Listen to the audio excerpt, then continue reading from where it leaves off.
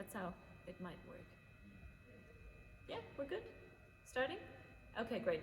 So we just walked through half of the exhibition. We're standing on the other end of the Sala Maria Theresia.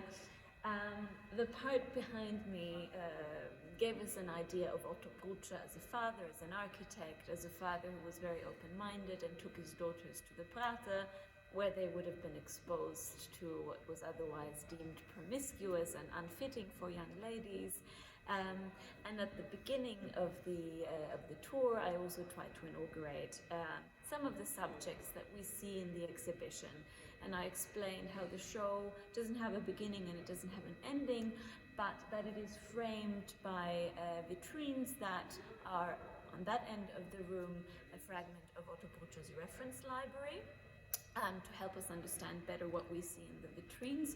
And on this end of the room, Bob, maybe you want to already zoom into this vitrine, we see objects that, again, help us understand some of the books. And in this particular case, the vitrine that we see makes a point of gold. Not only Gustav Klimt's gold, but also the gold that was employed in Japonisme.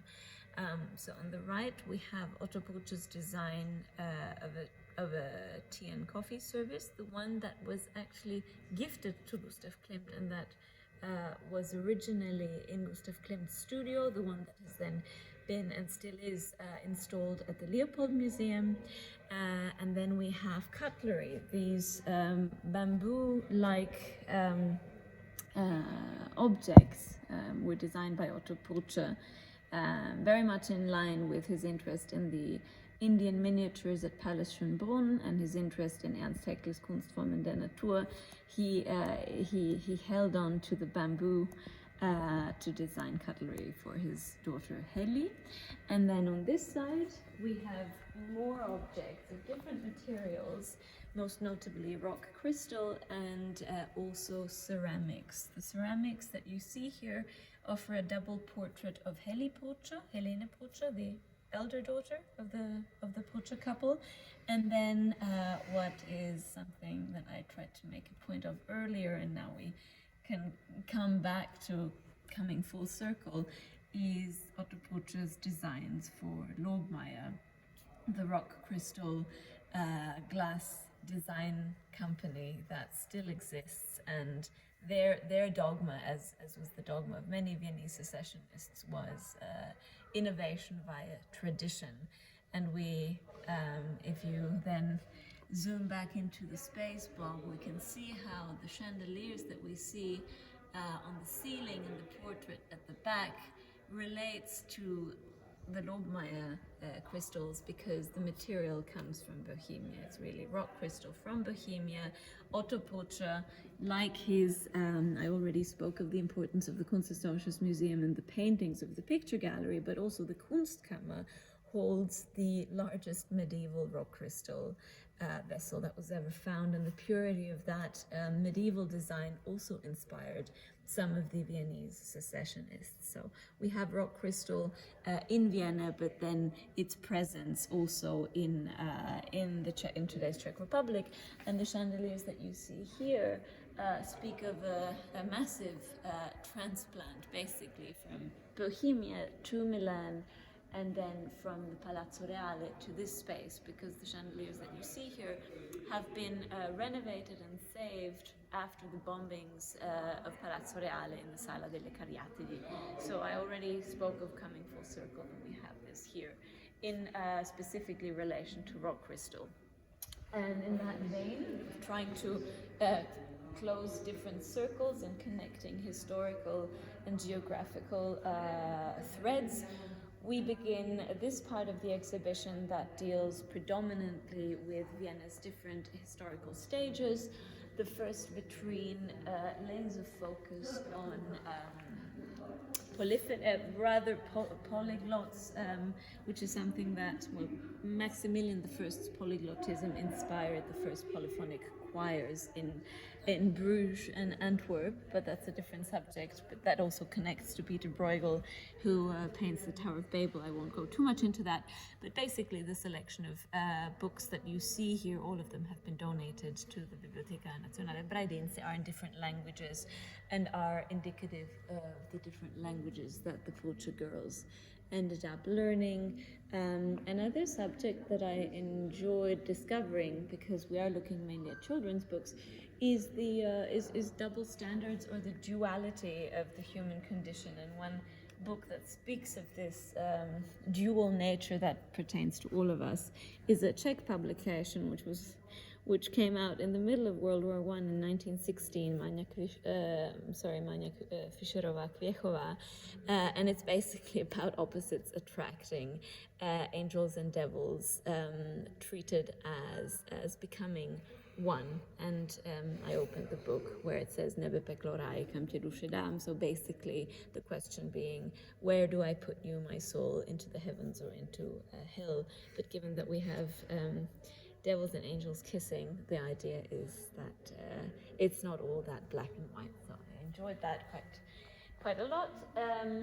From this idea of cacophony and the pluriculturalism of Vienna before World War I, and the fact that then World War I, or Babel Vienna, leads to World War I, we have the utopian spirit of the 1920s. So some of the actually all objects that you see here have not been donated. They are all proofs of Otto Pulce's services to Red Vienna. Otto Pulce designed some of the Höfe, the famous urban planners all around the world flocked to Vienna to see what Red Vienna provided for its citizens after the war, affordable living.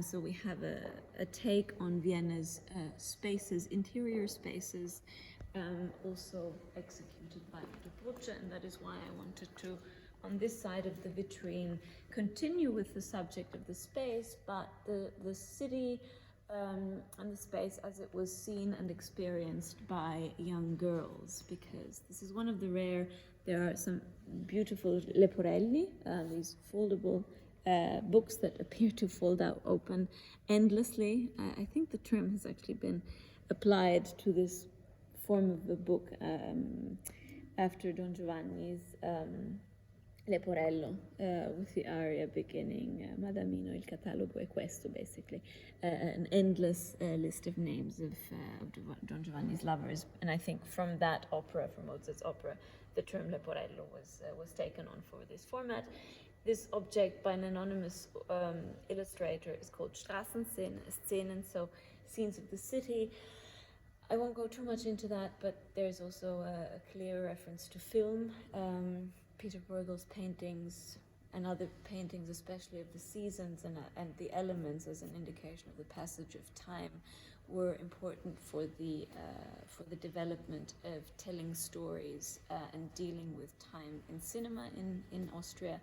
And a Leporello like this is a nice reflection of that culture, that attention, and a radically different take on the experience of space we see here in Steffi Kraus. This was a girl who was in Franz Zizek's Jugendkunstklasse. I would have to just briefly mention Franz Zizek was the leading art educator who employed a non-indoctrinatory methodology to teach children art in a class that was basically a spin-off of the Kunstgewerbeschule, and his school became so famous that Maria Montessori wanted to apply his model to a school in Milan, and Franz Zizek's class was also visited by the futurists Prampolini and Filippo Tommaso Marinetti. So we have Milan and Vienna coming together already way before this show. All right, leaving behind that utopian spirit of the 1920s, we enter the perhaps least fortunate of all the trains, because we have objects here that speak of World War I and its connections II, and then on the other side of the vitrine, specifically World War II. I would like to go into detail about many of these books. We don't have much time, so I'll just ask you, Bob, to look at this one over here. These smaller books, they're not important, and it also shows in the quality, but the one that you see here, you could just exactly zoom in towards the top of it. You see that there's writing in that book, and it says Lebe noch, auf Wiedersehen, so I'm still alive. See you later, or see you soon. This is a book that Otto Prutsche will most likely have gifted his wife Helene Süssmandl when he was interned in Vienna's Kriegspressequartier. I would love to say a lot about the Kriegspressequartier, but basically that is where many Viennese, including Rilke and Zweig, were working in the services of World War I propaganda, and many of them then, as history took its turn, were also deported. So basically we can speak of collective betrayal, but that's too much of a subject. I wish we could talk about, okay, well, actually, whatever, it's fine. Maybe just, Bob, the only book I would like you to also, no, it's actually two, not just one. This one over here was also published thanks to funds of the Kriegspressequartier, but the only graphically important bit, which has also been adopted for our catalog published by Coraini, so the catalog to this show and the donation, the frontispiece is important, and then the people that were involved in it. Felix Salten, the author of Bambi, wrote the foreword, and there are other contributions by men like Stefan Zweig, but that's that for now. One more thing I have to show you here. This is a book that speaks of Dutch and Indonesian colonialism, and it's important because we have an intersection or an analogy between how colonialism functioned in Northern Europe and how this colonial setting gave rise to the careers of a fortunate generation. So actually one could speak at this point, I wrote about this in the catalogue, Austro-Hungarian exploitation of the Moravian and Bohemian territories, for example, and then that gave rise to the Kunstgewerbeschule, so the decorative arts after, say, the bricklayers have done their work. We have that in Central Europe with the Habsburgs, but we have a similar situation with the Indonesians, and this takes us to this book. It has been authored by a woman called Dina Aline Kramer-Schaap and her sister Marie Kramer. Both were born in Batavia, which then became Jakarta after Indonesia became independent of the Netherlands. But the illustrator Marie Kramer was collecting funds for the Dutch resistance. So she was in many ways analogous to, say, Audrey Hepburn, who was also, by dancing, collecting funds for the Dutch resistance. And this is what some women did in Vienna. The ones that were illustrators in some of the books in the show ended up in Theresienstadt as, not necessarily as Jews, but as political enemies to National Socialism. So I find this very interesting as an analogy, but another not irrelevant detail is the dedication. This book was gifted to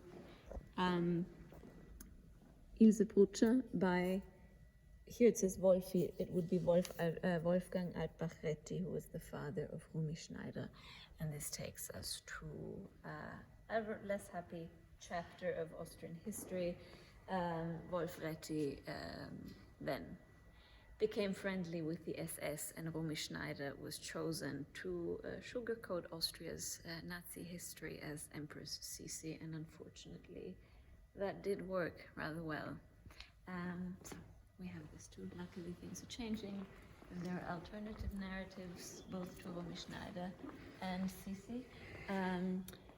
Let's continue on this side.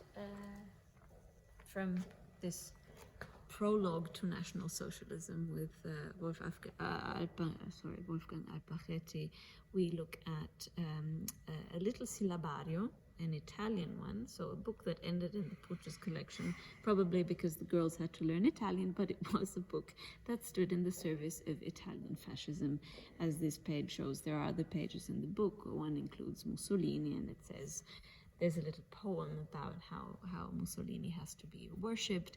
I chose a less aggressive page, but one that clearly speaks of propaganda. So a child on this page reads and learns how to pronounce S and C, with pesci, fish, for example, or uscire, exiting, but only after having learned fascio.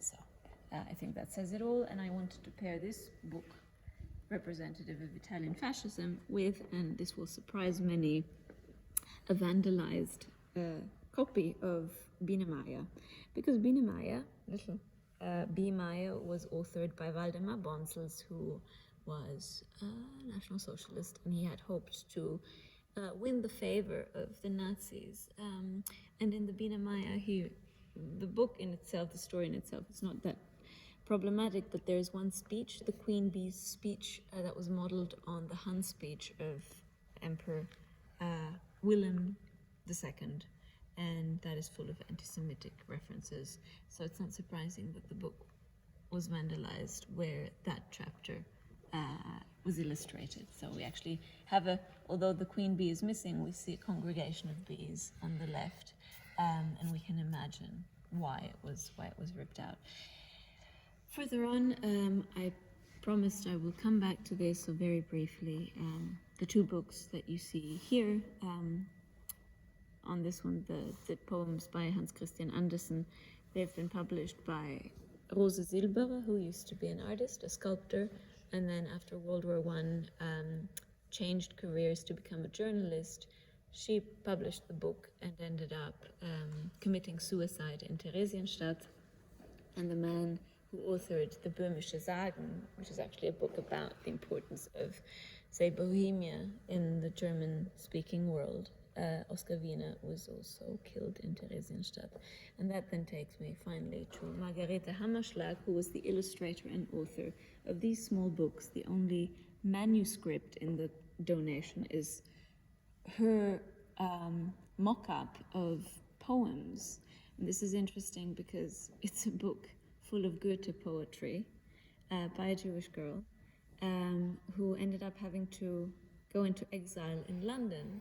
And if I'm not mistaken, in those years illustrated what was Stefan Zweig's last written work before he left for Brazil. So The Burning Menorah is a relatively little known work by Stefan Zweig that Margarete Hammerschlag illustrated.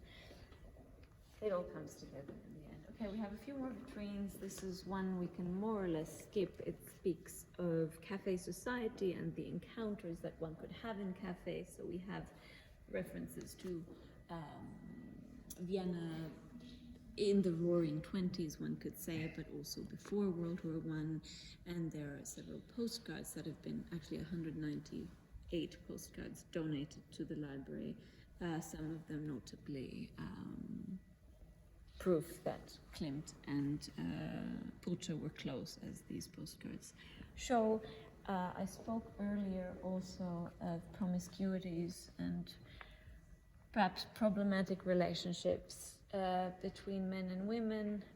We have Peter Altenberg here, famously, together with Adolf Loos, known for his appetite for young girls. So I won't go too much into that, but there would be a field on pedophilia and prostitution one could delve into. Peter Altenberg is a central figure to this discourse, and he lived in cafes and hotels, basically. That is why I put him here. But at the same time, the subject of love was also dealt with more healthily. And one of the books in the donation that isn't particularly important, graphically speaking, but from the content, is these Liebeslieder, so an anthology of love songs, and one of the poems in it by Franz Theodor Czokor is called Ihr Leben, so her life, and it is interestingly dedicated to Stefan Zweig. This is where I wanted to pick up on the discourse of feminism, some men being well aware of women's struggles, and more than that, the injustices and the wrong narratives that have been spun around women. And Stefan Zweig and Franz Theodor Czokor pay a good service to womanhood. That's all to that for now. This is a sort of in-between vitrine to take us to the next, which deals, the next one, with Golden Vienna and Klimt, which is why here I ended up bringing together books that speak of love in general, but in the illustration of the two men we already know, Heinrich Leffler and Josef Urban, Tales by Hans Christian Andersen. There's this beautiful Sleeping Beauty illustration, clearly evocative of the kiss. The book is from the illustrations are from 1920. Klimt's Kiss was completed in 1911, and it's one of the few books in the collection that contains, as here you can see, the crown of the king, gold leaf. And then I thought it was applicable to put from the kiss, the Madonna-inspired lactating mother in a book that is English, illustrated by Arthur Rackham. Another illustrator very present in the collection, and then next to that, to kind of break the cycle, a playful agglomeration of Christmas decorations designed by Otto Prutscher for his daughters. And this is where we're finally in the middle of Wiener Gold, Golden Vienna. Otto Prutscher, as we already know, didn't illustrate books, but he was responsible for book binding, book covers, as for this one, which was the photographic exhibition in Dresden in 1909. So this is also in the middle of Klimt's golden period, the one that began in 1902, more or less, with the big Beethoven exhibition, and ended with the Kisses completion in 1911, which is also why we have this little notebook wherein on the left you see a register of names of the Klimt-Gruppe. So basically a proof from, in this case, October 30th, 1907, a group of people that met to also collaborate on what became the big Kunstschau, the Jubilee exhibition in honor of Franz Joseph's 60th Jubilee, a project of bankruptcy because it cost too much, but it really brought together the arts and crafts spectacularly. And the undisputed masterpiece of book art in Vienna of the time is the one that you're now looking at, Bob, Die Nibelungen, a book that was entirely designed by Karl Otto Czeska. I opened it on a page where one could connect Viennese illustration to Paolo Cello's Battle of San Romano, but also Peter Bruegel's, say, Suicide of Soul. The lances and the spears that we see here are quite indicative also of Albrecht Altdorfer's battles. So we could span the bridge to the Italian and also the Southern German Renaissance, but also fast forward to film again, because this book was what inspired Fritz Lang to film his own Nibelungen. So coming full circle here, let's move on. We continue with gold and this very beautiful object. It's one of the calendars of Versacrum, the Secession's newspaper that is in Weber Restelli's collection. I chose to open on, not where we see a Klimt illustration, because there's too much Klimt otherwise, he's the obvious one, but Koloman Moser, who created, I think this is one of the best images in the show, an alternative version to what Klimt already did, called Fischblut. So there's a work by Klimt called Fischblood, a woman in waves where her hair is entangled with the waves. It's a woodcut, so you can't really tell. And Koloman Moser adds golden eels to this, and I think the attention to the nipple and the eel's eye is quite telling and latches onto the discourse that I did later. We have a woman that is in tune with nature, and there is no threat to anyone, actually. She's not seducing anyone, so the idea of the Wasserschlange being a threat to humankind is kind of subverted there. One object I'd like to show you, because it brings us back to Otto Prutscher as a designer, is this little bowl booklet, an object he designed for his daughter Helly, on the occasion of her visit to the Concordia Ball. This is where she would sign the names of, take note of the names of her dance partners. But the technique that Bruce applied here is the same one that he applied, the beaten brass for the Apotheke zum Goldenen Adler, which is today the Internationale Apotheke, in front of Café Imperial, which is the cafe that Bruce designed in 1937, but then had to have executed by Josef Hoffmann, because Bruce, who chose not to divorce his wife, wasn't allowed to work from May 1938, and so Hoffmann took his chance and executed Bruce's design. But Café Imperial is right in front of the Apotheke, wherein Bruce applied that technique. Okay, we're almost done. This is the vitrine that runs more or less under the title of Precious and Petite. You see books all in the same format. I spoke of the square format already, with a mention of the theory that the mosaic tile that Klimt discovered in Ravenna kind of dictated Austrian geometric Art Nouveau, but we see this also in Gerlach and Wiedling, a German publisher. Martin Gerlach settled in Vienna to dish out one book after the other for children to learn basically everything. This is like an encyclopedia, but the illustrators involved were often, let's say, working in low quality, but the Nibelungen we just saw was also published by Gerlach und Wiedling. So Gerlach und Wiedling spans the spectrum. I'll just point out this book, which I wanted to put on show, not because it's particularly beautiful, but because the illustrator, Albert Weisgerber, the name escapes me, was discovered by an English historian. It's an Oxford publication.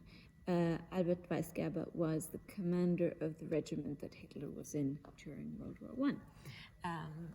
So we have some more connections to unfortunate histories, and we end on Anton Schroll. I didn't talk about publishers at all, but Anton Schroll is the one I would like to mention after having pointed out Gerlach and Wiedling. Anton Schroll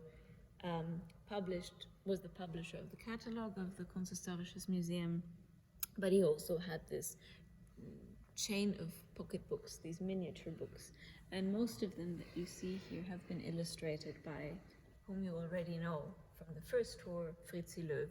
And Fritzi Löw, who was Jewish, designed chocolate packaging for the brand Altmann und Kuhne. Her neo-Rococo or neo-Baroque designs were then replaced because she was Jewish in 1938, but then taken on again after 1945.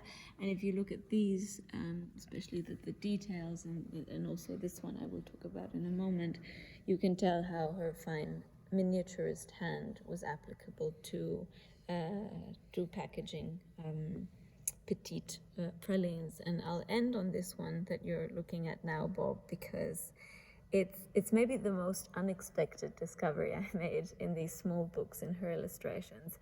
Sieben Legenden, these aren't actually children's materials in terms of literature. Gottfried Keller, Sieben Legenden, they're all more on the promiscuous side in content, but the image that we see on the frontispiece is a stylization and a shrunken version of Luca Giordano's Archangel Michael triumphing over the fallen angels, a painting that hangs in the Kunsthistorisches Museum, one of the largest ones representative of the Counter-Reformation, right in front of, or opposite of, Caravaggio's Madonna of the Rosary. And I think it's quite something that a young lady should choose for a prominent page in a book of this scale, a translation of one of the largest paintings in Vienna. And the publisher Anton Schroll was evidently taken by her work because he also published reproductions of the actual painting in question, just as much as making space for the interpretation of the young Viennese avant-garde. So I hope that on that note, the depth and breadth of the exhibition comes across. Thank you for your patience, Bob. Yeah, because it's a very dense show. And maybe I would like to point out that the whole subject of children's books should be taken with a grain of salt, because they're books for everyone, and definitely the themes that these books cover and the histories and her stories that they are an emblem of way past.